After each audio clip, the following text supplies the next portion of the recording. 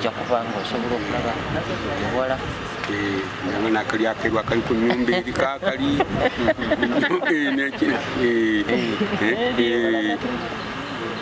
ate bwe nzija ku bwenti ndaba difference nga bweri kano kawadde mulayiti kajja kuba.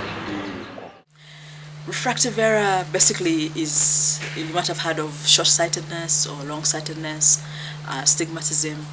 Some people short-sightedness is called myopia, which is more of a technical term, or hyperopia for long-sightedness. So people who cannot see far or close or have trouble focusing.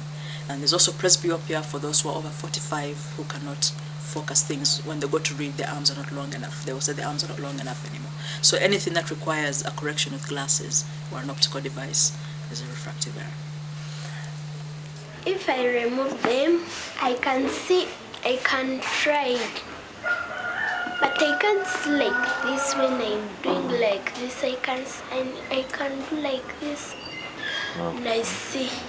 In most cases, if you curve just a general population, a third of that most likely will have refractive error problems. So some just have to make do. You find kids who are going to home with the headaches, and the parents think they're lazy. No, they're not. They do have a problem, and that problem has to be investigated and addressed. But we don't have the resources, we don't have the manpower to do that. Most children the teachers will discover by chance that, oh, the child can't see the blackboard, and then they say, oh, come forward, if that's the best they can do. But that shouldn't be. And because of refractive services, these things affect the entire life of the population, of the children. These children are the leaders of the country. And if they cannot develop intellectually, so what society do we have? When he went to school from P1, teacher complained about not seeing on the blackboard. I did not take it as such, like seriously. But they called me and told me that you take Edith to the hospital. Then I took Edith to the hospital. Told me Dr. Peter Simon Mwanguzi. He started checking on him, coming on changing glasses for 3 times. Up when he gave him the strong ones. From there and then, he started saying, well, could read on the blackboard, could do the working, he could do writing in the book, clean the house, wash the things. She's now picking, she's fine. Got the glasses, they told me, hey, where have you got those glasses? Now they are strong, and they told me that come and we play with us. Last time you were not seeing well, now we are going to play a different game. I can see.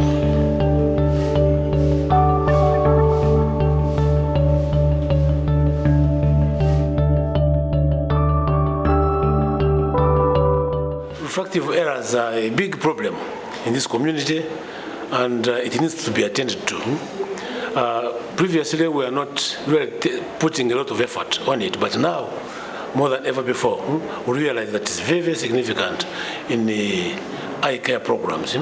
And it is, I think, one of the leading causes of low vision in our children, both going to school and post-school time. We have got problems, especially in the human resource. We've got about 40 ophthalmologists in the whole country. We've got about under 200 OCOs and very, very few other cadres who are supporting the program.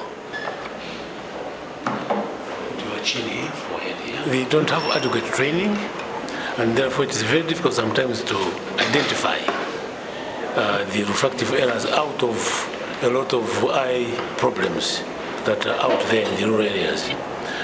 Also, some of the refractive errors need some correction in the form of spectacles and other aids. And this is a big problem because we don't have enough spectacles, and the ones which are available on private arrangement, and they're expensive.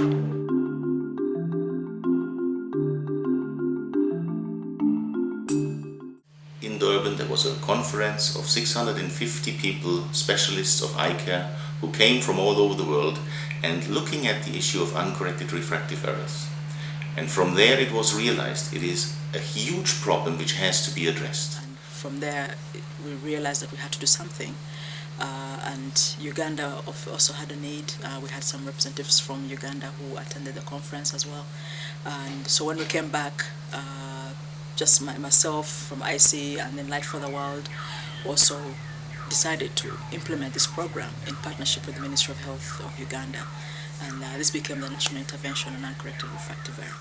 So when the Ministry of Health in Uganda looked at their national plan for eye care, they also have stipulated that uncorrected refractive errors is a theme which they want to address, and therefore they invited both non-government organizations, ICE and Light for the World, to come and jointly develop a comprehensive program which is trying to address this issue on a nationwide level.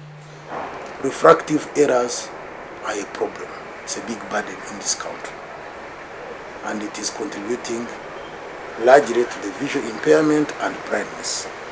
To our people and who need to have their eyesight proper in order to contribute to the development of this country. Therefore, we need to prioritize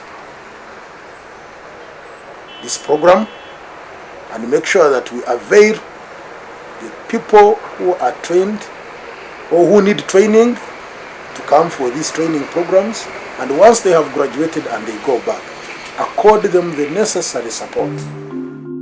The National Intervention on Uncorrected Refractive Errors in Uganda mainly addresses 4 issues. One is the training of ophthalmic clinical officers who are based in district hospitals, and they actually are trained in refraction to assess the refractive errors and to give the prescription to the patient. We also train dispensing opticians who produce the spectacles, and also in future we want to train optometrists, which should get the training at the university in a 4-year course of a bachelor's degree. Secondly, we are also addressing the optical devices, the service provision, to produce spectacles and to make them available and affordable for the population. We also want to set up optical workshops, not only in Entebbe at the National Optical Workshop, but also on a decentralized level. Thirdly, we want to inform and advocate for the problem of uncorrected refractive errors to district officials in the district areas where an OCO is placed, as well as offering sensitization workshops to the community or community initiatives to link up the patient with the service delivery. And last but not least, to also address sustainability, to look for a way how we can make the pair of glasses affordable, so that we get the support which we need to make them as cheap as possible, but to get new glasses tailor-made for the patients in need.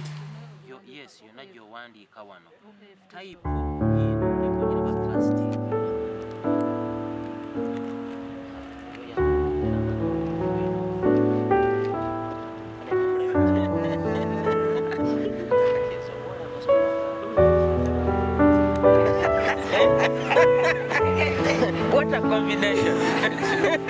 I hope that the local officials and the community leaders inform their citizens and the people in their communities to come and take advantage of these services we're trying to provide for them.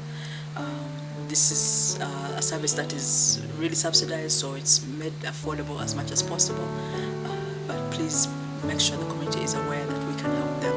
People stop reading, people stop sewing because they think their eyes are tired, but we can help them with a pair of glasses.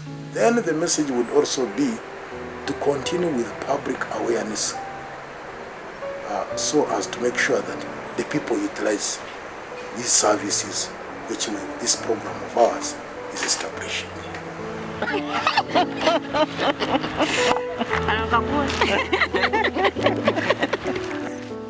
Go out in the community and mobilize the community members towards eye care services. Tell them about the availability of eye care services. Tell them about the availability of cheap spectacles provided in the country. And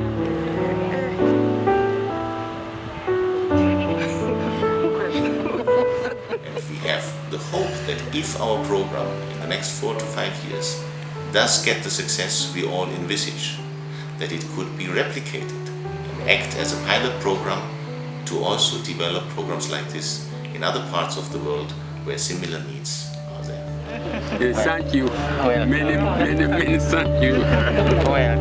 Banag.